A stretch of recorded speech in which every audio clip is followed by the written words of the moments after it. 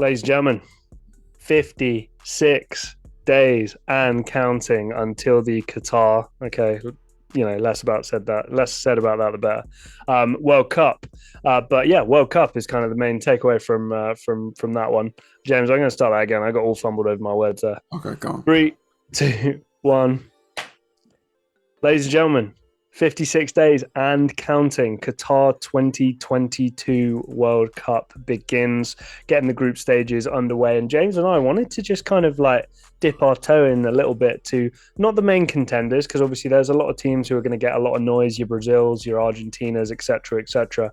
Maybe some of the guys who the odds are a little bit longer, who may still have a chance of winning it, because again, sorry to say this to the Costa Ricas of the world, to the Saudi Arabias of the world, but I don't think it's your year. Maybe try on the next one, but there are a couple of teams a little lower down that list who probably have some sort of outside chance of maybe winning it. So James, I think first of all, we'll get your number one pick for the dark horse. We'll see if you and I are on the same page. If not, we can give our case as to why. A couple of honourable mentions. Just kind of hash it out, really. Go ahead. Who have you got as your dark horse for the Qatar? Oh, this is to me a tough one, because I've a number of dark horses, because it's weird, Jack. What we consider to be a dark horse is crazy, because you Jack said top 5, and then there's some teams here I mentioned, they might not be in the top 5, but they're definitely not dark horses. If I'm being truthfully honest, but let me pick up, in my opinion, what I consider to be a dark horse. Let's say I'm going to say Uruguay. Now, okay, you look at them, they still have certain players there, like your Edison Cavani's, your Luis Suarez is there, but Jack, they got certain players there like a Lucas Torreira, Freddie Valverde, who, Jack, I'm so up again. Darwin Núñez from Liverpool. I look at their group, Jack, they got the Korean Republic, they got Ghana, they got Portugal there. They can easily winnable group. That group. For sure. I definitely seen them going through, but Jack, winning the group is definitely an option there. And I look at it after that in one-off games, who would want to play a Uruguay? And bar South American teams who are used to them, like an Argentina and a Brazil. You telling me France want to come up against Uruguay? I feel like that's gonna be sticky. Yes, they yes, they were able to beat them in the last World Cup, but to me, this is a much better Argentinian team than the one in 2018. I look at teams like England, would they want to face them? Even a team like let's say Spain, Germany. And I'm mentioning the teams who are considered to be, the top. Would they want to face a team like Uruguay? No. So I have them, to me, as my number one dark horse there. Jack, they've always seemed to fancy the World Cup. They've always seemed to go far. We remember the run in 2010, as much as it's heartbreaking for me. They did find a way there. And so I have Uruguay as my main dark horses. Look, man, I don't hate it. I mean, I hate the ages of some of the names of the players that you just mentioned there. I know, don't get me wrong, there's some kind First of fine of all, wine. Hopefully Godin isn't still playing. He's 50. But that's the thing. I feel like that kind of more, I don't know if it even deserves this credit, but I'm going to give it to him. That golden generation, let's call it, certainly of forwards that are no longer going to be there. But again, you made a point there. Luis Suarez is willing to do whatever it takes, and if that can bleed through to his teammates, then they're going to be a tough opposition. It's not one of my 3. I got to be honest with you, not one of the ones I thought of. James, you know where I'm going here, Jack. And also, I can already, go ahead. By me saying that, they played Iran today and they lost 1-0, so it's James. Look, I'm just saying. You can take it back. Again, Jack, to me, they're still a very, very dangerous team. When I look at it overall, they're a team that not many teams will want to come up against. Jack, another player that they have, Bentancur, so. Hey, 100%. Yeah. There's, there's talent there. James, you know where I'm going here. I'm going back to the well. I'm going to the nation at which I feel like maybe my spirit is from. I don't know. I'm going Serbia. Of course I'm going Serbia. Look at the talent there. I don't need to list. I mean, I will list the names just so that everyone can know where I'm coming from here. Dusan Vlahovic, Aleksandar Mitrovic, Sergej Milinkovic-Savic, my boyfriend, Maksimovic, Filip Kostic is there, right? A lot of itch there, man. Yeah, lots of I and a C with a little apostrophe on that C, but still, listen, Lot of talent there, insane amounts of talent. You know my thought, especially. I mean, don't get me wrong. You know my thoughts, especially on Vlahovic and Milinkovic-Savic. You know, to me, these are top 5 world players in their position, in my opinion. Again, that's kind of a spine you got going on there. Incredibly, James, I can't believe I'm saying this, but defensively is where they're letting everybody down. You know, historically, this was the Nemanja Vidic team. This was the Kolarov team. This was the Ivanovic team, the Subotic team, right? You weren't messing with Eastern Europe. You weren't messing with those big meatheads from Serbia, right? That's not the strength of their team anymore. Incredibly, the attack is where they're strongest. I haven't even mentioned the likes of a Luka Jovic as well, right? Who will still be integral to the success of this Serbia team off the bench or otherwise. But yeah, they're my one. The group is tough, right? Brazil, you got as there as number 1. Brazil, you would assume, are going to go through top. But again, James, I look at the rest of that group: Switzerland, Cameroon. You know, that Serbia team are getting through there. And as long as they get a favorable run of draws, they have difference makers, James, who can operate outside of tactical innovation. Guys, I know I keep saying it. Milinkovic-Savic is 6'3", fast as hell, has no weaknesses to his game whatsoever, and can play anywhere in the center of the park, any role you like.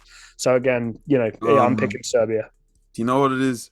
I like it, Jack. When we did the World Cup group stages, you mentioned names. It really convinced me. But Jack, that Switzerland game, it's gonna come down to them and Switzerland. And Jack, Switzerland ain't no pushovers there, especially with like the way they are in like the Euros, how they were able to beat France, and they're always a very, very competitive team with a lot of high level talent there. That's going to be a tough one over there. The one thing I'm going to say about Serbia is that, Jack, it seems very top heavy in the central area. 100%. That's to me the biggest problem. If you mention you mentioned like Savic and all these guys, and they were playing in wide areas and they got multiple different tackles who were very flexible, I get it. But you got Mitrovic, Vlahovic, Luka Jovic. Yeah, there's 3 of them. Exactly, Jack. All number 9s, all out and out number 9s. Not the most flexible guys you're ever gonna see. And I feel like they can't play all 3 of them. It might be a 2 that they play, and in fact, it might even be a 1 that they play. So it's not the most. Dusan Tadic is still there. That's a name I didn't mention. Again, he's still got talent. He's not at the peak of his powers anymore. But again, it's another name I'll just drop in there. James, have you got any other honourable mentions that you want to throw in there? Another honourable mention to me, a big one. I love to say that there's at least one African team that I can bank on. Senegal, I love you. Exactly, because the rest of them to me are quite poor. Senegal are the one that I look at, and I just think that I look at the group.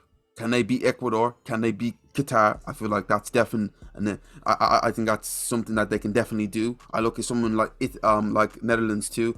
I feel like they can finish top of their group. I mentioned it before, like it's an option now. If Sadio Mane can get going, and we know about the talent that they have there. If they can get everybody going there, and then they can make it past the group stages, what team will want to come up against? I think they might be maybe scheduled to maybe play England, Jack. Well, and James, and what do we know? We know that winning is contagious, right? So again, you win an African Cup of Nations. Okay, sure, it's the African Cup of Nations. It's maybe not as hard to win as maybe a Euros or a World Cup or whatever, but I think you're still looking at that and going like, damn, that's impressive, right? You've done something. You've had to beat a serious number of teams there to be able to get it, and we know how unpredictable that tournament can be as well. Only other name I'm going to throw in there as well, because I'm glad we agree on Senegal, Poland. I think, the group is not maybe the most generous in the world, right? Argentina in there, you'd imagine they're going through first. Mexico are a tough opponent, but Saudi Arabia are going to get walked all over. And James, if Zielinski and more importantly Lewandowski can get a few just important big goals, Poland are a team that can frustrate other teams, keep it tight. And when you've got difference makers who are capable of scoring from a corner, scoring from a free kick, scoring a half chance, right? Why not? I think they have all the potential in the world to be able to do that. I look as well, Wojciech Szczesny in goal as well. So again, there's talent across the pitch there for Poland. Kind of. Yeah. I look at this from this point of view. I feel like I look at the group, Saudi Arabia. I feel like that's a team that everyone's going to have a bit of lunch against. It's going to come down to Mexico and Poland for the second spot. We like to think Argentina is going to go through top there. I think Mexico have traditionally been a phenomenal team when it comes to the World Cup. They've They made get out of the fired last out. group stage for the last so many years. Their problem is the last 16. You know, I look at Poland and I look at recent tournaments. Jack, underperformed. Euro 2012 when like they were hosting it, underperformed. You know, They the last also World Cup, underperformed. they played Holland recently as well, I think yesterday, and James, it didn't look good either. But I'm still, I feel like when that World Cup rolls around, that they can be hard to beat, and they do have players in there who can make the difference. But those are just mine. Any other teams come to mind? Because I'll be honest with you, I'm kind of out of names. Then to me, like it comes up to like more top level teams. Like you have a team like they're Portugal. I don't consider Portugal a dark horse. No, Belgium, right? Belgium, like Jack, Belgium are when I'm looking at it from the odds point of view, Belgium are very, very low, and I'm like, listen, I get it. Like their defense is aging. The fact that generation's gone. Listen, the fact you can have Toby Alderweireld and Vertonghen still in the central of your defense is to me a bit wild. Listen, it's 2022. It's like right. like that might not cut it. Another one that I might mention, Jack, Denmark. You know, you look at what they were able to do, Jack, in the last Euros. They made it all the way to the semi-finals, Jack, in a tight game. And like when I mean a tight game against England, it took margins. It took a penalty for England to go through. To me, I look at their group. I mentioned it, Jack. There's an opportunity, depending on what type of France we see, they could possibly finish top of their group, Jack. We know, Jack, we know the sort of talent like they have there, and to me, they're a team that even if you get them in the group stage, in the knockout stages, you would not want to play them from the point of view of their ability. I can easily see them beating a top team in a one-off game. Two teams as well that didn't qualify, which I'm really gutted about, mainly because I was thinking about it today. I just wanted to vocalize this because I'm upset about it. Sweden, I'm really gutted. I wanted to see Kulusevski. I wanted to see Alexander Isak as well. I wanted to see Zlatan probably come in off the bench and maybe make some magic. And Norway, gutted we're not going to see Erling Haaland. I'm gutted we're not going to see Odegaard, right? These are some like really kind of cool players for a team that you think, we can walk all over them. It's like, whoa, hang on. Who's that big guy up front? And hang on, who's that number 10 who's kind of jinking around there? So again, a couple of teams where I would probably throw them in if they qualified, but unfortunately they did fail to do so. Guys. Another team, Nigeria, right? There you go. Nope. Guys, we've missed out some names here. Croatia didn't get a mention, right? There's some other ones knocking around Wales, America, USA, right? God's on their side, guys. That's a tough. I'm telling you, I really do like Anja. But yeah, look, guys, let us know. Did we miss any teams who you think have a shot at winning the thing as well? Let us know. Scroll down, make sure you're subscribed. Double check down there. The algorithm may give you our videos, but you may not be subscribed. Hit a like on the video as well if you have liked what you've seen. Ramping up, 56 days away to the Qatar 2022 World Cup. I know that we on this channel are very excited. Guys, until next time, we'll see you.